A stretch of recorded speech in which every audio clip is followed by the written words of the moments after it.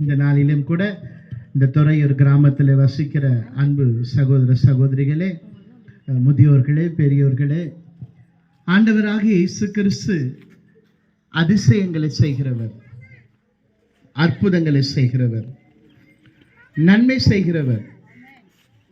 இன்றைக்கும் அந்த ஆண்டவராகிய இயேசு கிறிஸ்து உயிரோடு இருக்கிறார். இயேசு அற்புதம் செய்கிறவராக இருக்கிறார், அதிசயம் செய்கிற தேவனாக இருக்கிறார். இயேசு கிறிஸ்து வாழ்ந்த காலத்திலே அவர் ஒரு கிராமத்திற்கு போய் கொண்டிருக்கும் பொழுது 12 வருடம் வியாதியிலே இருந்த ஒரு பெண். என்ன வியாதி என்று கேட்பீர்கள் என்றால், 12 வருடம் அந்த பெண்ணுக்கு தன் சரீரத்திலே உதிரப்போக்கு. அப்படிப்பட்ட ஒரு வியாதி.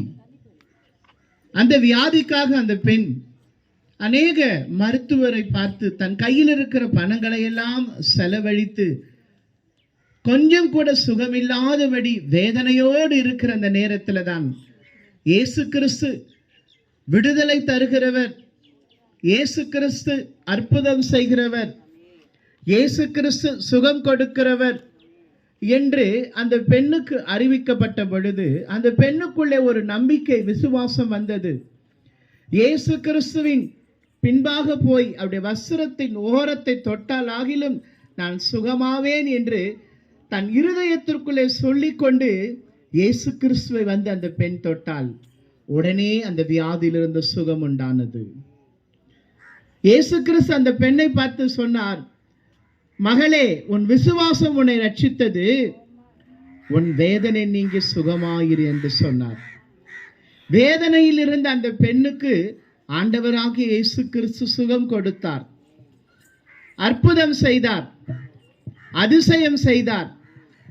இன்றைக்கு இந்த துறையூர் கிராமத்தில் வசிக்கிற, இந்த பகுதியில் வசிக்கிற அன்பு சகோதர சகோதரிகளே, முதியோர்களே, பெரியோர்களே, அதே இயேசு கிறிஸ்து இன்றைக்கும் உயிரோடு இருக்கிறார்.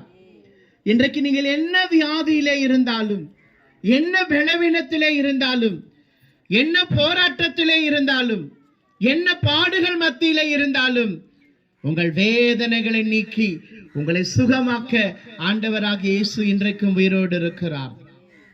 அவர் உங்களுக்கு சுகம் கொடுக்கிறவர், உங்கள் வேதனைகளை நீக்குகிறவர், உங்கள் பாடுகளிலிருந்து உங்களுக்கு விடுதலை கொடுக்கிறவர். அந்த பெண் 12 வருடம் வேதனையோடு, வியாதியோடு, பலவீனத்தோடு வாழ்ந்து கொண்டிருந்தாள். ஒரே நிமிஷத்தில் இயேசு அந்த பெண்ணுக்கு சுகம் கொடுத்தார்.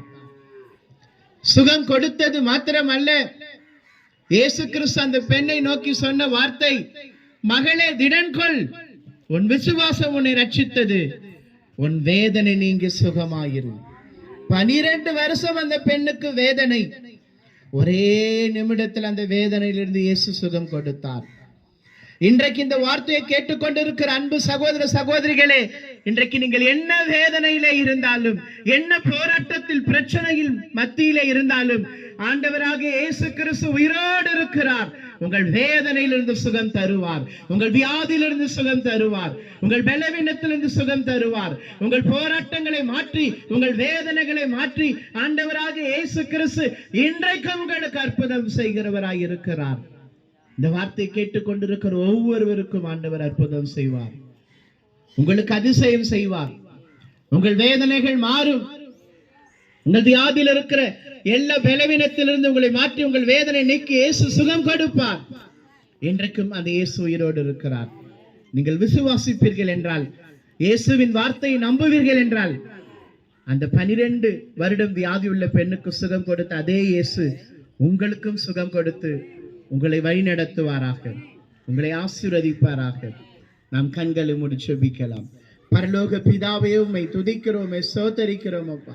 இந்த துறையூர் கிராமத்தில் வசிக்கிற இந்த குடும்பத்தார் உடைய கரத்தில் ஒவ்வொரு குடும்பத்தை ஒப்பு கொடுக்கிறோம்.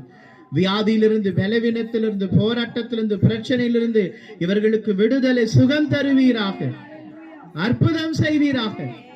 ஒவ்வொரு குடும்பங்களை ஆசீர்வதிப்பீராக, வழி நடத்துவீராக, ரட்சிப்பீராக. இயேசுவின் நாமத்தில் பிதாவே.